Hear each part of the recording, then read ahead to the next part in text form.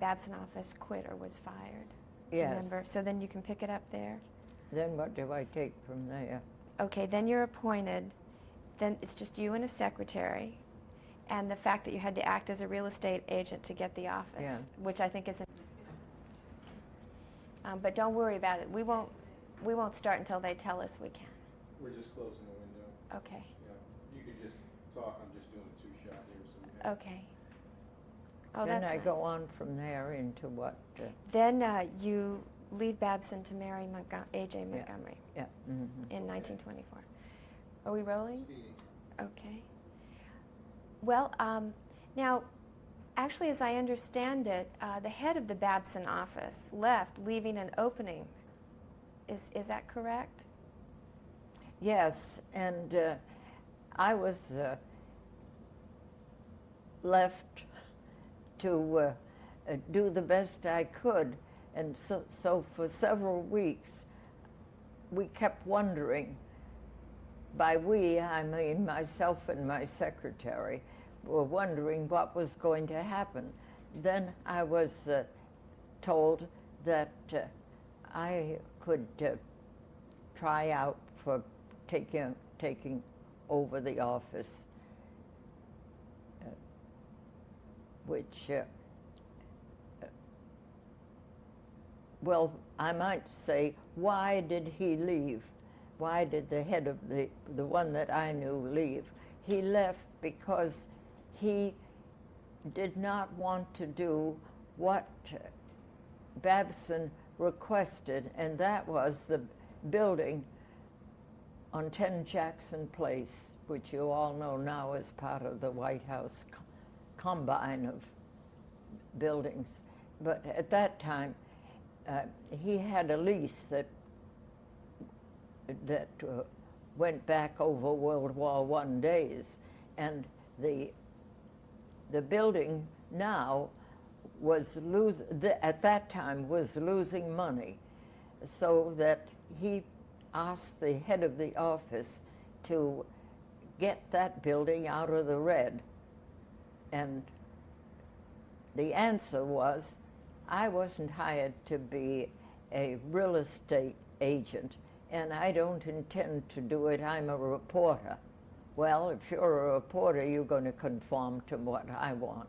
So that's why he left. I took it over, and I was told that the same thing would be for me, that I'd have to get that building out of the red too. And I said, at the most 6 months, I will get that building out of the red. But if I don't, I won't stay, because I too am not going to be classified as a real estate agent. Well, the next thing was, how was I going to do it? And that I won't go into, but I found a lot of desks in the basement from World War I days, and chairs and so on, which I got permission to sell. So I sold that, and then the basement I rented to a White House photographer, always putting glowing terms in the ad as a great opportunity. Well, anyhow, one way and another, I rented one space to a young lawyer close to so-and-so. One way and another, it didn't take 6 months to get that out of the red and going fine. That ended that requirement, and I could say with honesty, I am a Washington reporter. I think it might be good to mention too that Babson Reports was a financial newsletter. Is that correct? It was a business financial. It wasn't a letter. It was more than that. It was a sort of a news report, you know, you could call it. Not a newspaper, but it was not a pamphlet, but it was recognized like Kiplinger in some ways, but it went beyond what Kipling does. But that type of thing anyhow. I also think that it's worth mentioning that your success with Babson Reports led Roger Babson to change some of his attitudes about women. Oh, he did, and I was told that often in his speeches he would say, don't overlook giving a woman a top position in your company. So that was quite a success for you. Well, that was a plus, let's say. Well, you seem well ensconced and happy in this job, but you were enticed to leave it in 1924. In 1924, I married a young Scotsman who I had met through Cora Rigby in the Monitor. And when I talked about Cora Rigby, there's one thing more I'd like to add, that in the National Press Club today, the library has one room, the Cora Rigby Archives, which meant that she continues to be recognized for her outstanding achievements. And so in 1924, when you married A.J. Montgomery, you decided to leave Babson, is that correct? Well, it kind of was something my husband didn't want me to keep on working. He said, we have enough to get along. And at that time, there was quite a move in urging women not to take jobs if they didn't need it. Well,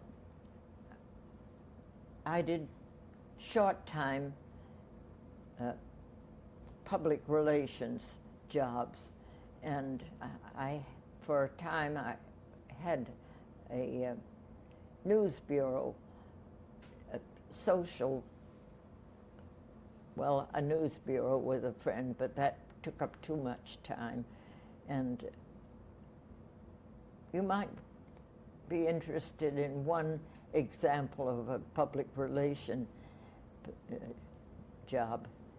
That was the American Association of University Women, who, of course, looked forward to being received by the president at that time, Coolidge.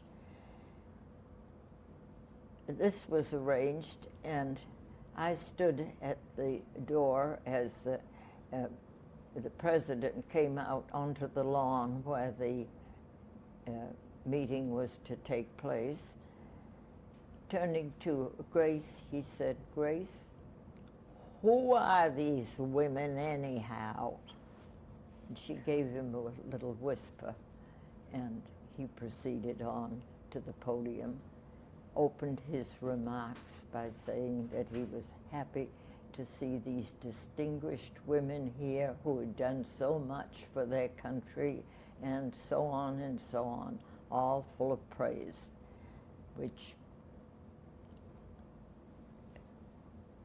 always gave me a little laugh when I thought of his ignorance of the group as he approached. Well, it was some time then before you got back into journalism. By the way, Grace Coolidge, I remember an invitation to go out on the on the presidential yacht, the Sequoia, and the thing that amazed me, the invitation was handwritten by her secretary, her press secretary, in which it said, if it's raining, call and we'll postpone it to the next day. And I thought how impossible it is now to change from one day to another. Now I interrupted your remark. Oh, not at all. I was just, remarking that it was a little while before you got back into journalism. In fact, the beginning of World War II, if I'm not mistaken, you decided to get back into journalism full time. Is that correct? Yes, it was. And how did you decide to do that? That I decided I'd call the head of the McGraw-Hill office in Washington, whom I knew when I was covering the press conferences at the White House, and ask him if there was any vacancy. Well, about that time, the war was, there was more and more opportunities for positions. And he said, well, there is a vacancy here, but getting ready for another war. He said, there is a vacancy here, but I tell you, I doubt whether they'll take a woman for it. I don't, the magazines being such as they are, I don't know, but I'll try. Well, I did get the position, and I was named one of the staff at the Washington office, but I was called an experiment. That experiment lasted 18 years, so it was quite an experiment. So how did you start at the McGraw-Hill office? What was your first? Let me see. I think you had some Oh, the miscellaneous. patent. I think that was the, first of all, I did aviation, short aviation news items, maybe 2 or 3 paragraphs. Then a call came from New York about a patent controversy in which the question was whether the present patent system was adequate or whether certain changes should be made. I had to decide, I had to do 2 or 3 paragraphs.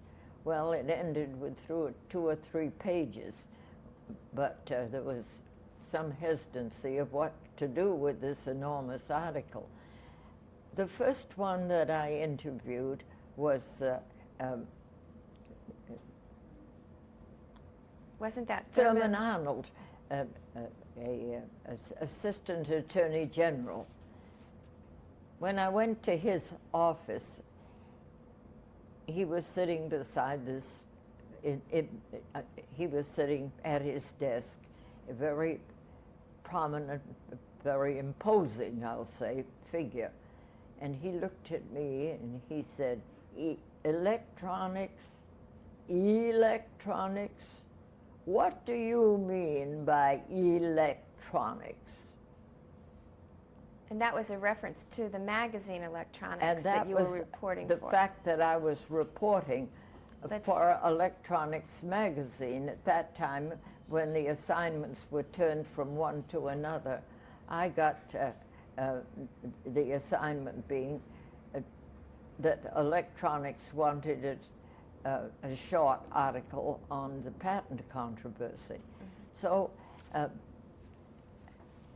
I waited a minute and I called him by the right title and I said, I have had a difficulty getting a 10-minute allotment of time with you, and I should hate to think that any of these precious moments would be taken up defining a word that you can define much better than I. He said, you're all right, come sit down. So instead of being 10 minutes, I had 3/4 of an hour, and I got some very good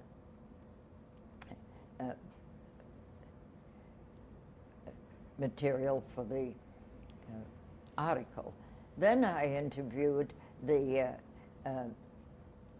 Assistant Commissioner of Patents, a man by the name of Conda Henry, telling him what I was doing with the other person, and that I wanted that to be worthy of his claims. I got a very good article from him, a material for a good article. So when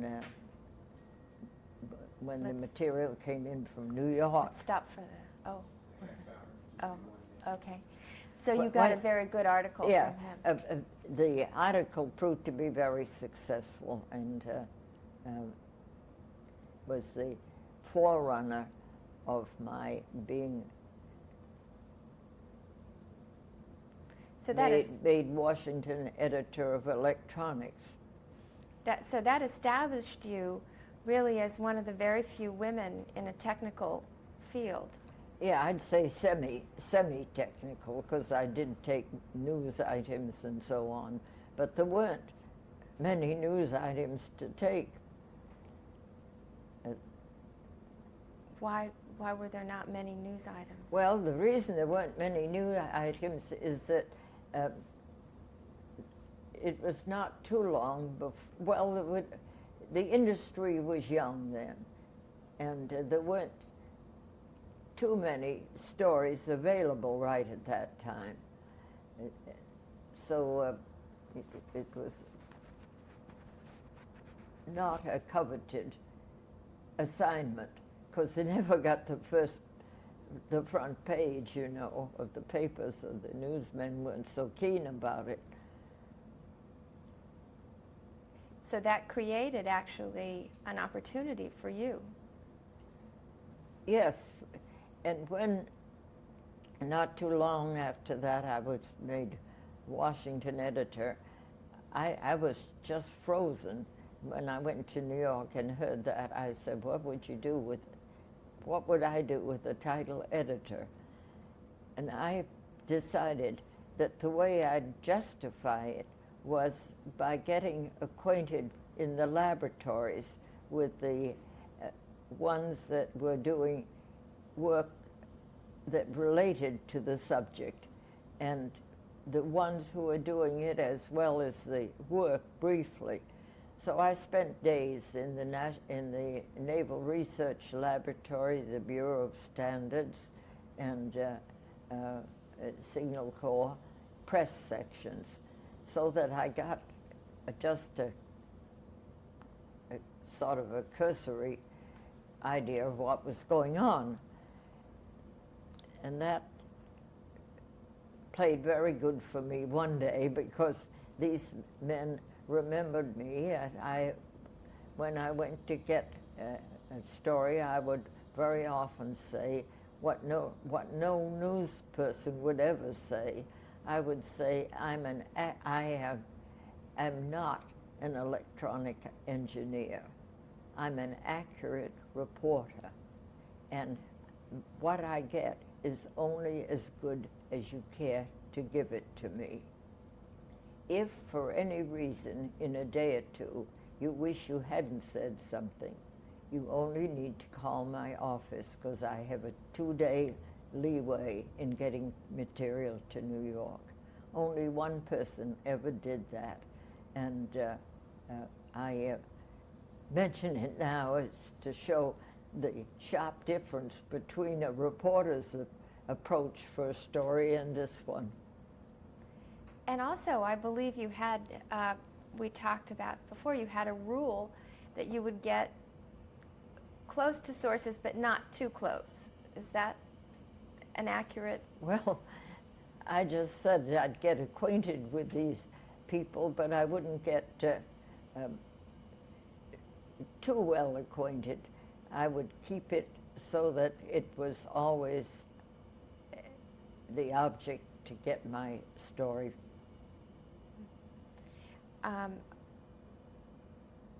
I guess some of the stories that you covered during the war years were classified and secret. So then you received a transfer, I believe, to another magazine, Textile World? Well, electronics had grown by leaps and bounds, and much of it was very important to the military. So a large part of it was classified, or even beyond that, secret. So it wasn't a lot of, well, I use the word lot, sometimes there's hardly any material available on the subject right then. That I was getting along very well till I got word from New York, a Textile World magazine, that they wanted me to add that too.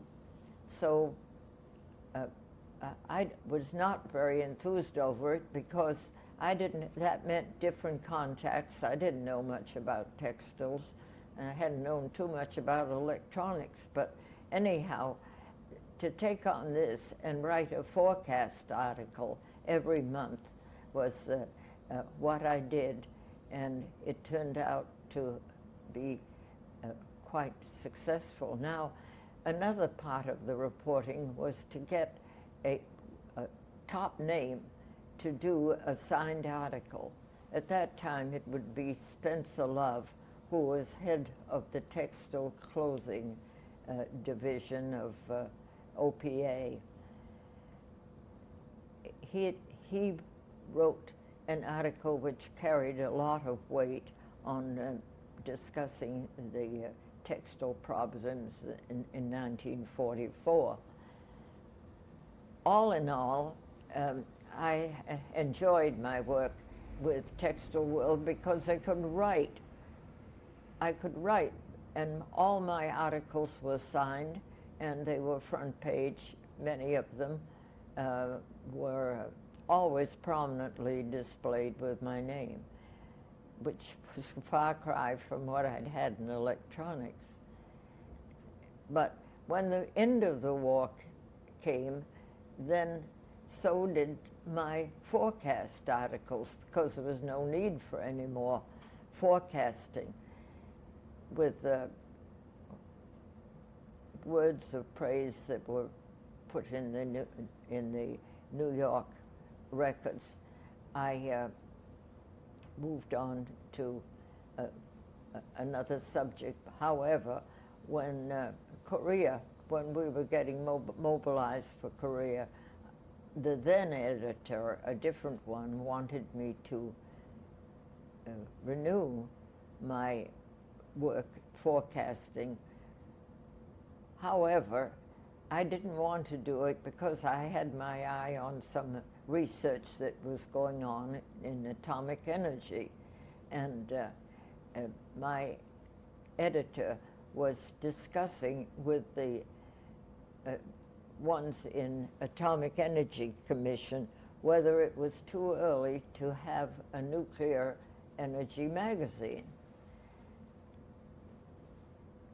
And so that was the beginning of Nucleonics magazine. Then in 1947, the first issue of the first magazine in this country in nuclear energy came out, entitled Nucleonics. It was about the size of Reader's Digest, then about $75. Came out monthly, and in one form or another, it changed somewhat as the subject progressed. It became more and more costly till this service, one way or another, went up as high as $750. But I was, of course, I stayed on the masthead of Nucleonics with a co-editor, engineer, scientist, for 6 years, and then the magazine was not going to continue more in the science journal and become a more practical publication. So that was the time when I left. And where did you, let's see, you were still at McGraw-Hill then, and you took various assignments after that? Let me see. Then I took various assignments, yes. I wonder if we could just go back and clarify too, a forecast article, the kind of article you wrote for Textile World. Well, I'll tell you what that was. It was forecasting about what the requirements of the government from the mill owners at Textile, about what their requirements might be for the next quarter. Was it going to be up more, or was it going to be a curtailment of them? So that they became very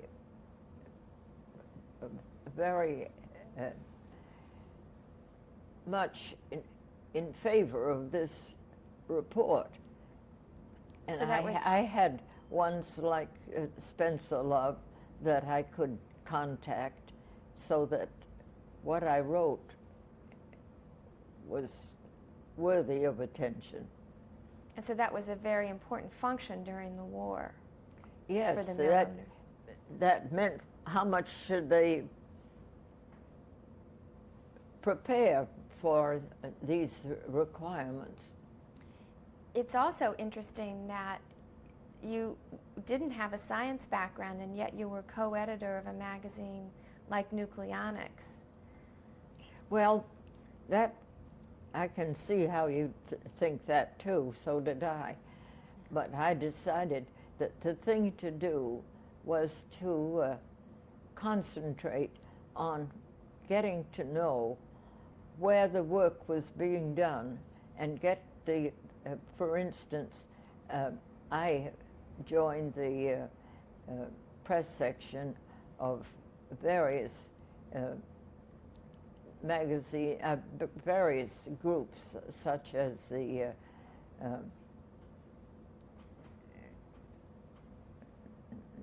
well, various groups, yes, we can say that. There were I'll several. get to them when I'm talking anyhow. They're in the other material too. Yeah. They've got the long Atomic names. Energy Commission would be one of them.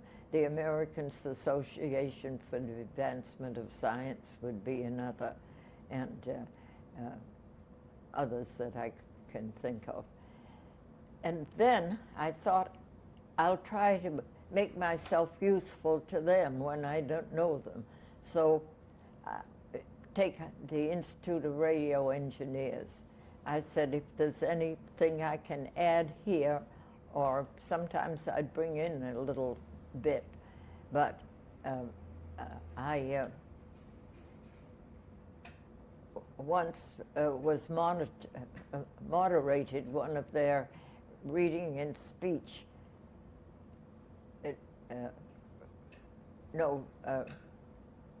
writing and speech divisions in Washington. And one time I wrote a release for them in a hurry because they couldn't find any of their people that could do it. But it was little ways that they got to know me. So therefore, when they had a good story, they'd say, well, she's done us a good turn. All right, let's give her that material.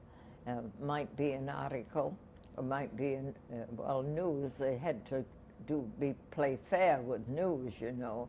But anyhow, it worked both ways very well. Interesting.